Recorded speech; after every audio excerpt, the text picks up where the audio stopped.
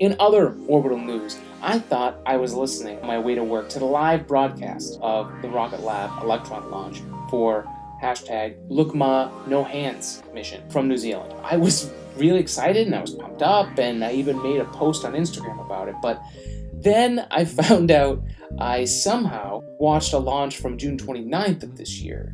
So regardless, I enjoyed it, but I did delete those posts that I put up. When I thought I had actually watched that launch, I was all excited. I was like, hey, congratulations, blah, blah, blah. And then when I was finally out of work and took a look at what I posted, we took them off, so those are updated. But anyways, what actually happened was on August 19th, RocketLab's Electron rocket had its 8th successful launch, a big moment for the new fast-growing startup. If you're an aerospace engineer or passionate about working in space, I would start looking there. If I was right out of college, I probably would have jumped on that opportunity. I'm excited to see how they grow. There's a similar excitement I have for SpaceX in the early days. For me, I've always wanted to launch a CUBE satellite as a mission, and it was actually a capstone project that I worked on in college. You can actually read that paper if you'd like. It'll be in this week's episode description or on this episode's page on todayinspace.net. The mission we were prepping for was a solar observation mission where we would gather data for space weather. And it was a lot of fun. We had a 3U stacked CubeSat. So this is a 1U. So it had 3 of these stacked and deployable, spring-released solar panels. So we had enough power for the mission. And I worked on the structural team. So you can see what that was like, what a capstone project from my alma mater was like. You can check that there. But back to Rocket Labs, the thing that I'm really excited for from them is the value that they're bringing to customers looking to send small satellites to orbit.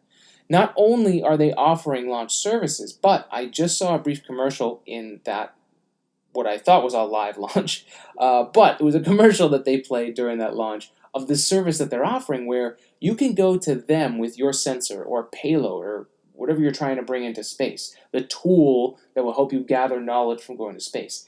They will then help you build a whole spacecraft that will fit around your needs. So you don't have to go to the 8 different companies to grab one part of your whole spacecraft from each one. It's super expensive. There's no streamlined process for this type of thing. It's a brand new market.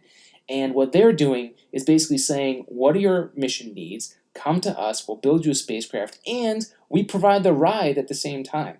So you're going to get next level integration with your launch provider. You'll probably be able to inject into more precise orbits with their new Photon bus that's going to deliver these payloads into specific orbits. So you send the first and second stage up into orbit, you have this Photon bus deliver and go, once it's already in orbit, it goes to a specific place and it'll be able to release these satellites in more high quality, accurate orbits, which just makes the whole mission even better. So in short, they're offering a service that can help you optimize your launches with tailor-made solutions for small satellites.